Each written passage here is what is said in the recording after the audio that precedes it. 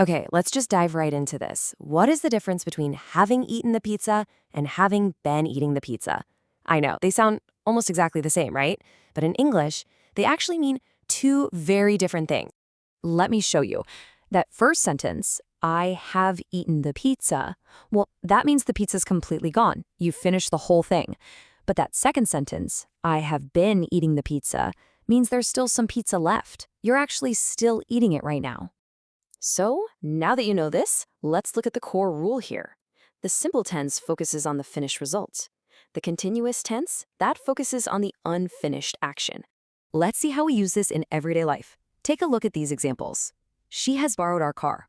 That's a result. We literally don't have our car right now. Or, we have written an essay. The essay is totally finished. But look at this last one. I have been searching the internet.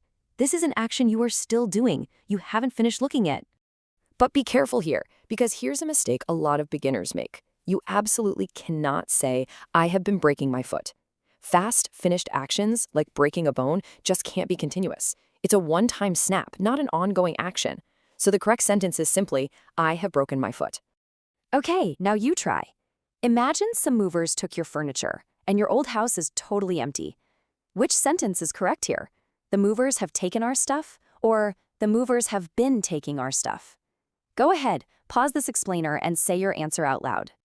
Great job! The correct answer is have taken, because the house is empty, which means the action is a finished result.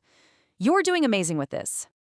Now, another crucial point is knowing how to talk about time using the words for and since. Let's map this out. Say today is Sunday, but our action started on Thursday. That means 3 days have passed. What's really interesting here is just how simple the rule actually is. We use since when pointing to a specific starting moment in the past, like since Thursday. And we use for when measuring a duration or a block of time, like for 3 days. Oops, wait, let's fix a really common error beginners make. You cannot use since with an amount of time, like 3 years. You must use for when you're counting the days or hours or years. So the correct sentence is, I have lived here for 3 years. Let's test your memory with a quick check. They have been waiting blank an hour. Is it for or since? Type your answer in the comments right now before I reveal it. Did you get it? The answer is for. And this just brilliantly illustrates our rule. An hour is a period of time, so we absolutely must use for. Moving right along, we have a special group of words called stative verbs. Now, these verbs describe feelings and thoughts, not physical actions. So for verbs like know, belong, love, and prefer, we only ever use the simple tense. We never use the continuous tense with these verbs, even if the feeling is still happening today. Here is a huge trap to avoid, though. Never add ing to a thought or feeling verb like know. It always stays simple. So saying, I have been knowing her is wrong. I have known her for years is the correct way to say it. Let's practice this real quick. Say it out loud right now. Which one is correct for the feeling of preferring something? Preferred or been preferring? You got it. Prefer is a feeling, so it stays simple. The answer is has preferred. All right, let's move to our next point. And hey, I actually have some very good news for you. For the verbs live and work, both tenses actually mean the exact same thing. So you can just choose your favorite one to use. But please don't make this mistake. Never use the basic present continuous, like I am living, when talking about how long you've done something in the past. You have to use the perfect tense to connect the past to the present. You know, you have been doing an amazing job today.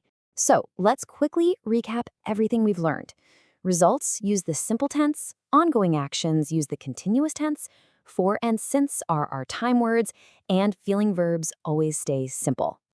Let's do a final check. Look at this sentence.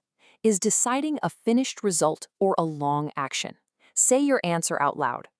Have made or have been making? Yes, have made is correct because making a decision is a quick, finished result. Okay, last question. Your friends are still at your house and they are still annoying you. So what is the answer here? Have driven or have been driving? Spot on. It's have been driving because that crazy action is unfinished and it's still happening right now.